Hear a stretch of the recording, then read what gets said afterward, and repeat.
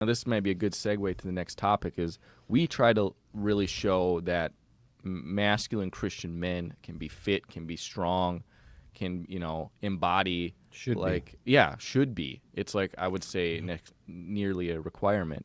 Mm-hmm. And you have done quite a bit of, I'd say, writing on the topic of obesity and just kind of being unhealthy within the church, and how, we were talking about that the other day. Like, how can you, as a man, especially if you are one of these men that do have it together, go take like a sermon or a message from someone up on the stage who has, you can tell they just have nothing together. They're just overweight, obese, and you got to take this person seriously. Like, there's this element of respect that's even just hard to have. Yeah. And it's not like Roosevelt standing with his his braces on. It's not like that. No. It's like this person was out of control for a lot of their life. Yeah. And so yeah, anyway, I'll let you take it from there on kind of what some of those you have a bunch of Instagram reels on this topic that we'll probably put in the description, but yeah. Yeah, I did a series of posts called Obesity, Christianity, and Relationships on Instagram. So like carousels, text on carousels. And what I've observed is that when you try and tell people within the church that you shouldn't be obese because it's gluttony, it doesn't land. Like, it should land, but for some reason it doesn't land. I don't know why, but it's, whatever. So I was like, well, what's an angle that I can come at this from that will land with people in a way that they can't deny, both men and women?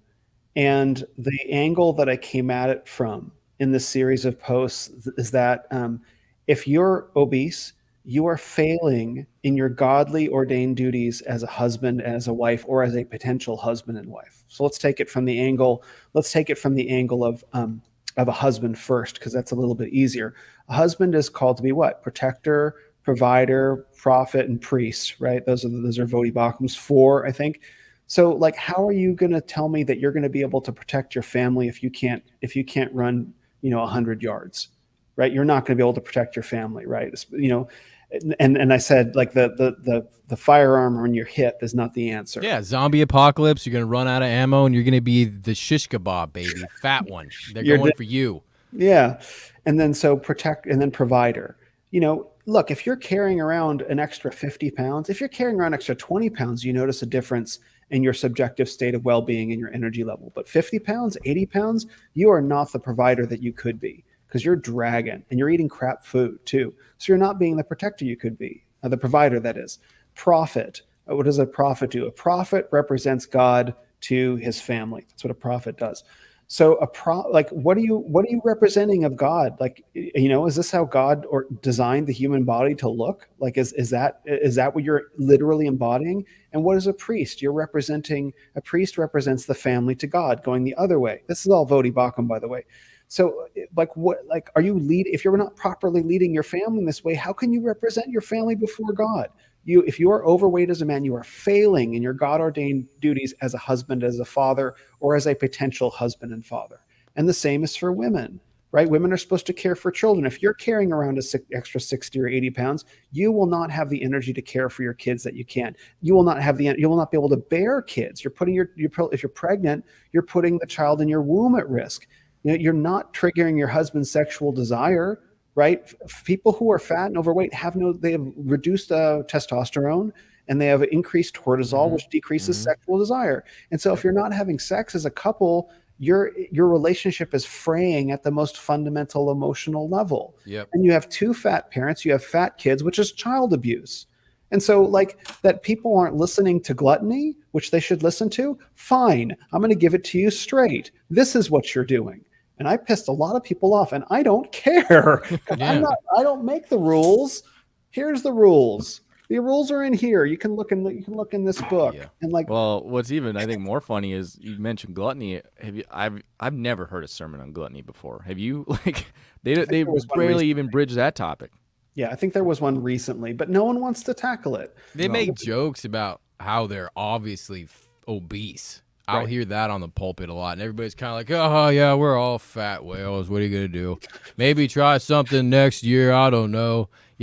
They don't really have a response that says it's a critical situation. It's more like a funny one. Like we're all just happy, fat, jolly people kind of a situation. And it's pathetic. They're It's addicted pathetic. to food. I mean, that's what it addicted. is. These guys, everyone's eating and they're satiating their sensuality and this desire with food. That's what they're doing. It's acceptable, and the church is fine with it.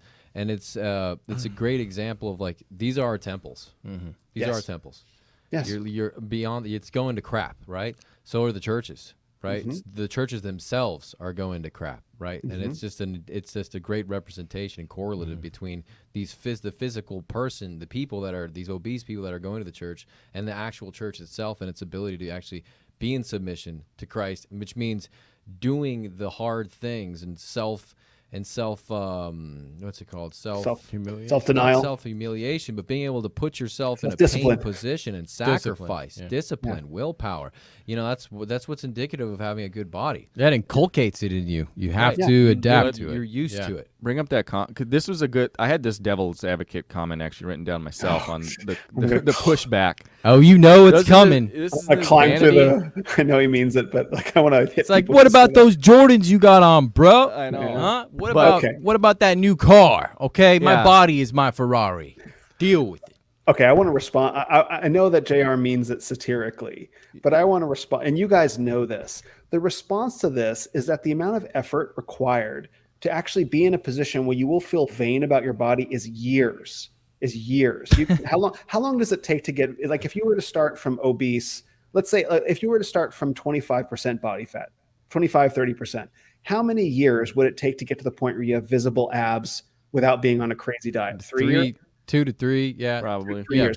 Yeah, 4 okay. years for most people, if you're being honest. Yeah. Yeah, exactly. So like the amount, it's like the guys who say like, I don't want to lift weights because I don't want to get too big. Like you're not going to like stumble out of the gym. You know, I hear that say from women. Yeah. Women say that all the time. I'm gonna get so I'm bulky. gonna look like Ronnie Coleman if like, she just touch Go a to the dumbbell. gym. You know what I mean? It's like God. give me a yeah, break.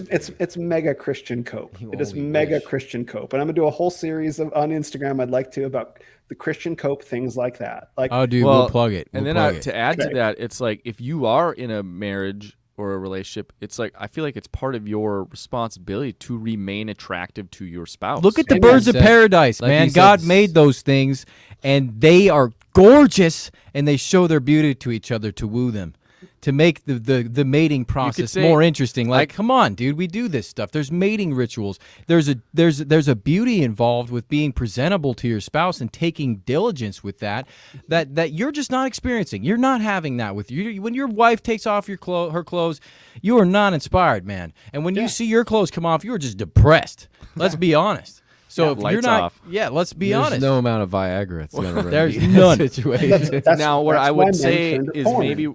maybe where the vanity comes in is if you're doing this to get attention from someone that's not your spouse, then okay, we're entering space. Well, it if you're should not be. married, that's okay. Yeah, if you are married though, so I could, that's where those lines I think could be. But yeah, if But you're taking it the other direction, it's like then Well, you're not and then- inspiring. Your sex with your spouse is like the most special. Yeah. Like what would you say is like the cornerstone? I forgot what the specific. it's the word glue you in used. the relationship. Yeah, Yeah. it's Yeah. what it really is. And Yeah. like if let's say the dude does kind of keep it together and his wife lets herself go, that could potentially push him into porn. Yes, And that 1,000%. I think is partially also a sin as far as making your brother stumble. I see that Exce- so often. man. especially either if she's point, withholding sex or if she's so undesirable now to him that He doesn't even want it. he doesn't even want it. Like It's that's inviting that dysfunction. you're inviting into it your in. relationship. Yeah, Yeah. It's We have sin. to be. yeah. You have to be careful. We have to be careful about that because she doesn't cause his sin Right, the same right. way that he doesn't cause hers. But yeah, like if a woman feel this is, I think it's abandonment. I consider a woman who lets herself go, after pregnancy to be abandoning her husband. Well, I had the kids. He can't go anywhere. He can't divorce me. That's so messed up, dude. I think that's exactly what it is. But it's the also same- like because a woman, and this, if like with my wife, like I know that she needs to feel attractive. She needs to know she's attractive. She needs to feel attractive. And there are some people out there, the aesthetic value, which is a general thing, and I'm sorry, and that might piss people off, but there is a sort of standard to beauty that exists, okay? And it has everything to do with the natural law. You see a Ferrari. I asked my dad, why does that thing look so cool? It's because it's engineered to be aerodynamic. That's why it looks great. So there's the same engineering to the temple that is sexually arousing, unless you have some perversion where you're into, obese, exotic deformities or something like that. So what I see happening is the woman is depressed, and you're right. She's bailing and there's probably a whole bunch of complicated reasons after, having a kid. But that desire for men sexually, women know that does not just go away. You're going to be 80 years old and still get a hard on in the morning if you're a healthy guy. That's the way we've been made by God. Sex is an appetite that when it's manicured correctly between husband and wife, like you said, it's the glue. It doesn't just go away. So it needs to be handled correctly. I was thinking... Do you ever hear his sermon, Be Beautiful, Be Hot for Your Husband? If You only. ever heard that one? No. If only. You ever heard that one? I mean, I think mothers are supposed to teach it to their daughters. I mean, you saw that back in like the 40s, and she would wake up, she would get dressed, she'd put makeup on. She'd be at the house, or maybe she'd go out shopping. It wasn't like she was going out on some dinner date or some ball date every day, but she looked good, and so did the men. They took pride in their appearance. You can go to foreign countries when a guy's living in a hut. He comes out with a suit on, and he's cooking dinner or whatever, and he's not getting it stained up or whatever. That's the same idea. This is our temple. When both those temples are becoming one, it better be something special. And at bottom, it's an indication of your mental health. Basics there. You are not eating correctly. You have addiction to food, like Joe said. You have a dysfunctional relationship with food. And one of the best things you can, because we talk about Christ being our spiritual food, right? We talk about our relationship with Christ. And if you take the paradigm and the problem going on with our disease with food, the same disease is happening with the stuff that we want, like Paul said, tickling our ears.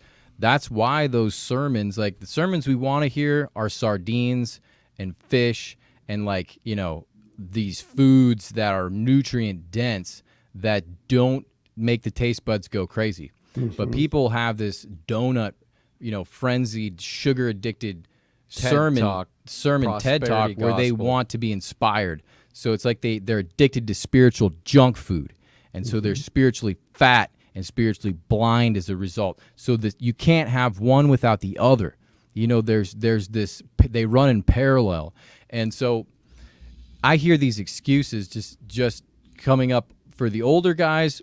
It's, I have to provide for my family and I don't have time. So I'm eating out and I just don't have time to eat correctly or go to the gym. For the younger guys, they're like, my parents fed me crap. And I'm just fat now because my parents screwed me. And what I tell them is if you want to have a healthy lifestyle, nothing changes when you look good or when you look better. You're still eating the same stuff. You're still having the same amount of devotion and discipline to go to the gym. None of that changes. So it's something that's it's a huge vacuum. It's a huge lacking in your life. There's a critical component of your manhood that you are not activating. And it's not like when they're like, oh, it's so hard to go to the gym. It's like you need to be able to have enough exercise. If your job is not an outdoor job or something where you're getting a lot of movement, you need to make up for that every single day. Otherwise, you will be diseased. I was struck by this comment. I was talking to Joe Tillwell. Hopefully, we'll have him on the podcast. He's an extraordinarily awesome dude. He's in his 60s, shredded, looks great. And that's been his ministry, is to go into churches and help them get their diets under control, start to educate these people so that they can have health, and that will translate to spiritual health as well. Because that's the best argument you can make as far as vanity is. It's you're diseased in your body, you're diseased in your spirit. This same appetite is here and it's there. It's in the same place. So he said to me something that struck me very deeply. We're on the phone. And he was going up for an altar call, and he's listening to all these people asking for prayer. And there's Cheryl over there asking for diabetes. There's another guy over there asking for another chronic disease. And it struck him. He's like, John, I couldn't help but feel disgusted that these people were asking God for a supernatural intervention for something they could have prevented through being responsible for themselves. Yeah. And think about how vain that is. That is vain as it gets. That is so much more vain than somebody who's in the gym who looks at themselves in the mirror to see progress. They're going to call him out. Meanwhile, you're going to talk to the King of Kings when he gave you a healthy body and you destroyed it and you're asking for a miracle? That's the most vain. I mean, the emperor wears no clothes at that point. But they don't see it because it's so common in the church for people to ask for these things. Oh, diabetes, problems with my shoulder, chronic pain, fibromyalgia, all this stuff. And it's like, are you eating seed oils? Yeah, you are. Are you doing all this horrible stuff with your diet? Yeah, you don't even have a diet. And so do you see the vanity there? And it's almost like they've normalized it in the church. So we do kind of have to be a little harsh. I mean, I think about the drill sergeants in the military, and it's their job to wake up these soft bodies and say, you're going to be encountering death. And it's our job to say, you're going to be encountering God looking at you saying, you died of diabetes and you have no excuse.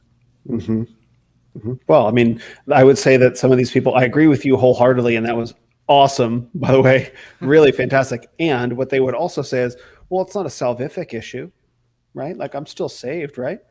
Right. And I think that there's a lot of that even the churches that don't do prosperity gospel stuff, that aren't doing donuts, they still have a way in doing, like, I don't even know what their food is. Maybe they do things like, I see a lot of this in the Reformed camp, which is where I'm at, the Reformed Baptist, Reformed Presbyterian. Like, they're really, really strong in the theology, right? Which is great. And that's why I'm there, because I think they're right.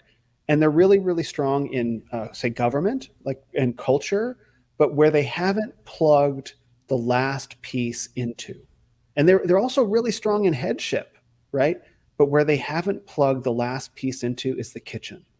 And the thing is, if women's uncontested domain in our culture and probably around the world is the kitchen. And the real question is, are men ready to take dominion over the kitchen? That even if you're not the husband doing the cooking, which is totally valid and awesome, and men should be able to cook as well, is to say, this is what the family eats. This is what we're eating. We're eating single ingredient foods, right? Like, the easiest way to eat healthy is just minimize the number of ingredients, right? You don't necessarily have to get organic or whatever. Like, packaged food is packaged food. Apples, rice, steak, pretty simple stuff.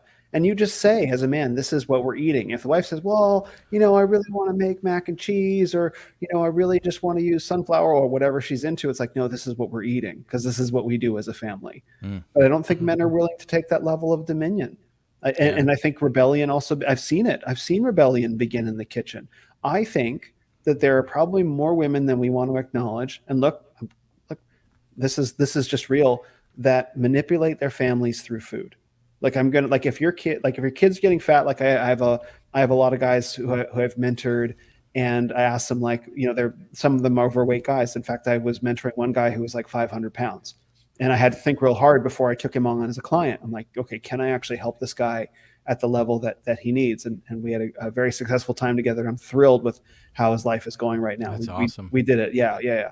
But, I said, well, have you been overweight your whole life? And he went through his whole upbringing and stuff like that. It's like, yeah, I started gaining weight in high school and in grade school. I'm like, oh, okay, so was your parents married? And it's like, well, if who was cooking? Like, if mom's cooking and her boys are getting fat, well, guess what? She knows that, right? That's a really good way to emasculate your son. It's a really good way to emasculate your husband. It's a really good way to control your husband from becoming too masculine if you feed him to the point where he's fat. It's actually a mate guarding tactic, I think. Yes. Yeah, same. And so that's Extra the thing. Scoop of rice. Mate destroying tactic. Yeah, give him an extra scoop. Yeah, and because if your husband's fat, She obviously you don't doesn't have to give take up care of your sex. body, right? Like, oh, you're overweight. Why should I take care of myself? And if you're a man and you don't know how to cook for yourself and your wife, like, this is rebellion. Passive men, rebellious women. This is the same math that plays out everywhere.